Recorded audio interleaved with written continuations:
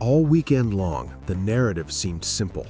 The numbers, the pace charts, and the practice sessions all pointed toward the same conclusion. McLaren had arrived in Abu Dhabi with the fastest machine on the grid, and their star driver, Lando Norris, carried a slender but crucial championship lead. Everything about the weekend suggested that history was about to repeat itself. For the first time in nearly 2 decades, McLaren looked ready to claim a driver's championship again. The car was planted through the sweeping corners of Yas Marina circuit. The balance was perfect, and both Norris and Oscar Piastri looked untouchable during practice. But Formula One has always had a way of destroying the most carefully written scripts.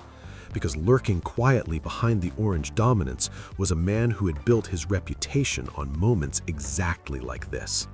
Max Verstappen had spent most of the weekend appearing almost ordinary. His car looked unstable. His lap times looked decent but never spectacular. To most observers, the conclusion seemed obvious. The champion was finally outmatched. But those who have followed Verstappen's career closely know one thing. When the pressure is at its highest, when the stakes are at their most brutal, he has a habit of doing something extraordinary. And as the final qualifying session approached under the bright Abu Dhabi lights, one quiet question began to grow louder. What if the weekend everyone thought was already decided was only just beginning? Qualifying began exactly as expected. The McLarens looked unstoppable. From the moment the first flying laps were recorded, Norris and Piastri immediately jumped to the top of the timing sheets. The car rotated effortlessly through the technical final sector, carrying speed where others struggled. Each lap seemed to reinforce the same belief: this race belonged to McLaren. Even the garage looked relaxed. Engineers spoke calmly over the radio. Mechanics leaned against tool cabinets with quiet confidence. They had done their job. Now, the drivers only had to finish it. Meanwhile, over at Red Bull Racing, the atmosphere felt very different. There was tension in the air. Not panic, but something close to it. The car had been difficult all weekend, refusing to cooperate in slow corners and lacking the stability needed for a perfect lap.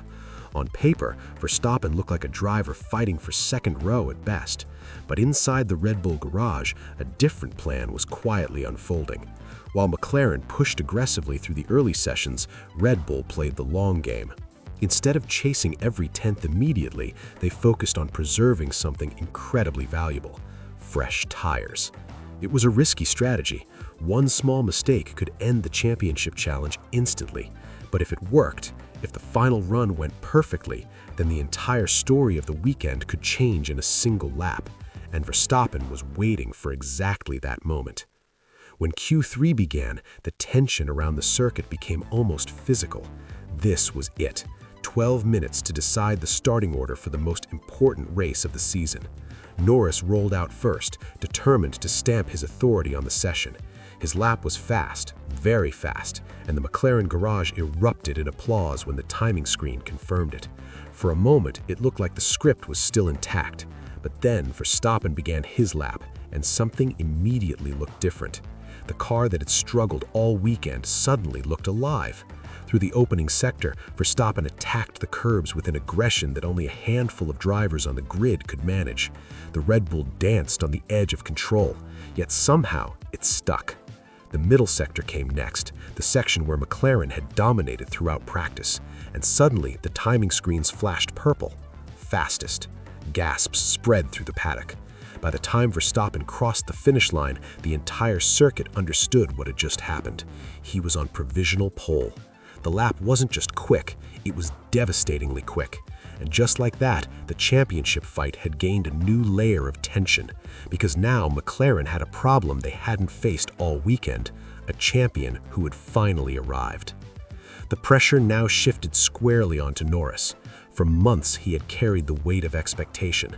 The young British driver had delivered one of the finest seasons of his career, putting himself on the verge of a historic achievement. But championships are rarely won comfortably. They are won under pressure. And this moment was perhaps the most intense of Norris's life. As he prepared for his final lap, the radio message from his engineer was simple: "This is the one." Norris launched out of the final corner and began his lap with controlled aggression. The car responded beautifully, gripping through the opening sector and carrying huge speed onto the long straight. The timing screen showed a narrow improvement, but Verstappen's benchmark still stood. Sector 2 approached, the same part of the circuit where Verstappen had shocked everyone moments earlier. Norris pushed harder. The car slid slightly through one corner, costing him a fraction of a second. Tiny. But in Formula One, fractions decide everything. When he crossed the finish line, Norris improved his time significantly. The McLaren pit wall cheered, but the celebration stopped quickly because Verstappen was still faster, and worse still, Verstappen had one more lap left. With provisional pole already secured, Verstappen didn't need another lap, but champions rarely settle for good enough. They chase perfection. As the Dutchman began his final flying lap, the circuit fell into a strange silence. Even rival teams watched the timing screens with curiosity. Could he go faster? The answer arrived almost immediately. Through the first sector, Verstappen found another tenth of a second. The car looked even more stable than before, attacking each corner with incredible precision. Then came the middle sector, the most technical section of the circuit, the place where mistakes are most common. But Verstappen made none. Every apex was perfect. Every exit was clean. When he crossed the finish line, the result was undeniable. Pole position. And not by a tiny margin, by a gap large enough to send a clear message. The champion was not finished yet. For McLaren, this was the exact outcome they had hoped to avoid. Pole position had been more than a goal, it was a strategy. Starting from the front would have allowed Norris to control the race, manage tire life, and avoid unnecessary battles. But now the situation had changed completely. Instead of leading the field into the first corner, Norris would start alongside the most aggressive racer in modern Formula One, Max Verstappen. And that changes everything. Because Verstappen doesn't just race for points, he races to win, even if the championship odds are against him. And now, with clean air ahead and momentum behind him, he had the perfect opportunity to apply pressure where it hurts most, right from the start. Qualifying had done more than determine the grid. It had shifted the mental balance of the championship. Before this session, Norris looked confident, calm, in control. But now that confidence was being tested. Because when a champion strikes like this, the impact goes beyond lap times. It creates doubt. And doubt spreads quickly in a title fight. Meanwhile, Verstappen looked completely relaxed. Speaking to the media afterward, his tone was calm, almost casual. For him, this performance was simply another step in a long championship battle. But behind that calm exterior was a message.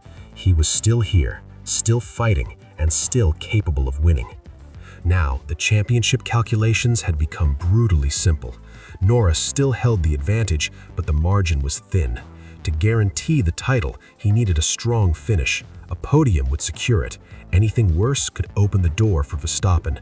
And with rivals like George Russell and Charles Leclerc waiting just behind, the race promised to be anything but predictable. One small mistake could change everything. A slow pit stop, a poor start, a single lockup under braking. In Formula One, championships can disappear in seconds. For Verstappen, this season had already been a story of resilience. Earlier in the year, the championship gap looked almost impossible to close. McLaren had dominated races while Red Bull struggled with performance issues. But slowly, race by race, Verstappen fought back, winning when opportunities appeared, maximizing results when the car wasn't perfect.